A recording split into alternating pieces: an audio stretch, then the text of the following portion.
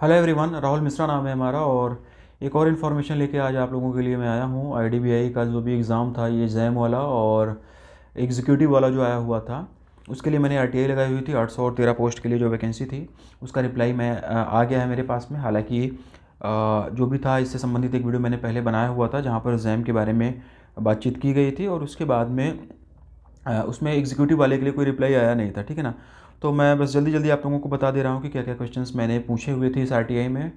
और इसमें सीधा सीधा सा पूछा गया था कि ये जो पहली बात तो ये जूनियर असिस्टेंट मैनेजर वाला जो आया हुआ था ग्रेड ओ के लिए, उसके लिए आरटीआई लगाई थी। और executive sales and operation ESO वाली जो आई हुई थी 1300 पोस्ट के लिए, उसके लिए आरटीआई भी लगाई गई थी। ठीक है। और इसमें जो मैंने पूछा हुआ था कि total how many candidates category wise fill the form for the junior assistant manager grade O, how many of these are female and male. इस तरीके से मैंने थोड़ा सा पूछ लिया था।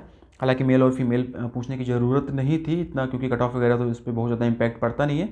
लेकिन फिर मैं भी मतलब वैसे आरटीआई डाल ही रहा था, तो मेरे दिमाग पता नहीं कहाँ से क्या ही चीज़ें हैं कि मैंने मेल और फीमेल का भी हिसाब किताब पूछ लिया था। ठीक है ना।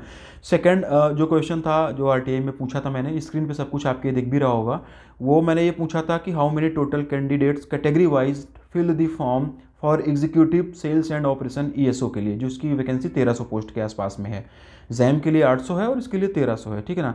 And how many of these are female and male as usual, जैसे मैंने पहले में पूछा था। मेल एंड फीमेल फिर से मुझे बाद में ये लगा कि ये नेसेसरी क्वेश्चन था, लेकिन ठीक है, पूछ लिया था मैंने, कोई बात नहीं है।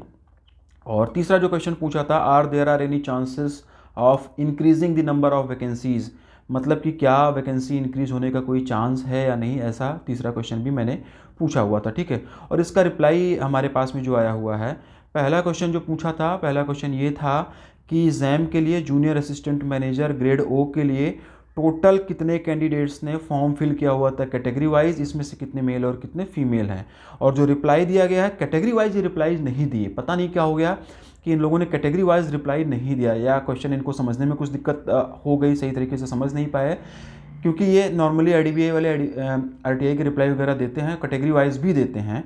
तो आपकी स्क्रीन पे दिख रहा होगा कि टोटल जो फॉर्म फिल किए गए हैं जैम के लिए 800 पोस्ट के लिए, 43,143 43,143 नंबर ऑफ कैंडिडेट्स ने फॉर्म फिल किया हुआ है जैम के लिए ग्रेड ओ के लिए। ठीक है ना। और जेंडर बाइफर्केशन की जो बात हुई थी, जो मैंने मेल एंड फीमेल पूछा था, वो इनके पास में डाटा नहीं है। उन्होंने ऐसा मना कर दिया कि ये डाटा अभी इनके पास में अवेलेबल नहीं है।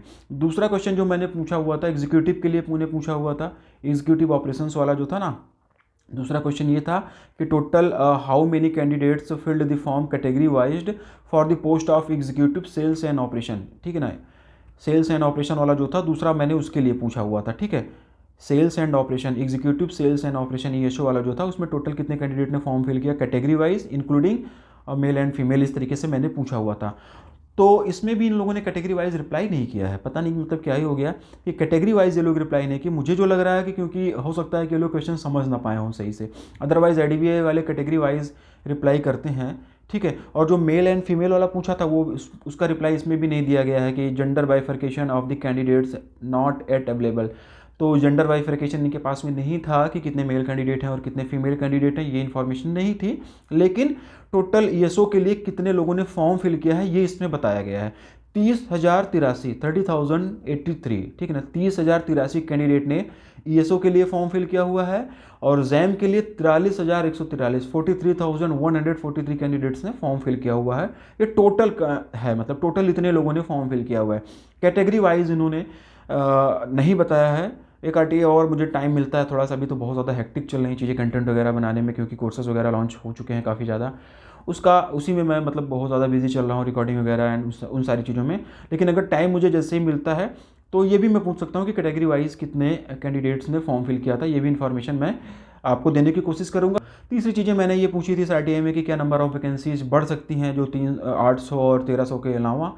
तो इसका रिप्लाई इन्होंने दिया हुआ है कि for the information on vacancies RTI applicant में please refer to the advertisement of the respective post hosted in IDBI website. मतलब कि यही कि इनकी वैकेंसी बढ़ सकती है कि नहीं बढ़ सकती। ये जो क्वेश्चन था इसका रिप्लाई इन्होंने नहीं दिया है। इन्होंने बोला है कि इसकी वैकेंसी बढ़ सकती है या नहीं बढ़ सकती, इसके लिए आप लोगों को आईडीबीआई की वेबसाइट पर रेगुलर विजिट करते रहना होगा। ठीक है। तो बस एक ये छोटी सी इन्फॉर्मेशन थी मेरे पास में। जो IDBI को लेकर RTI मैंने लगाया हुआ था वो आप लोगों के साथ में शेयर करना था। इसी तरीके से और भी जो भी कुछ इन्फॉर्मेशन मुझे मिलती रहेगी, धीरे धीरे मैं आप लोगों के साथ में वीडियो के माध्यम से आप लोगों तक पहुंचाता रहूँगा।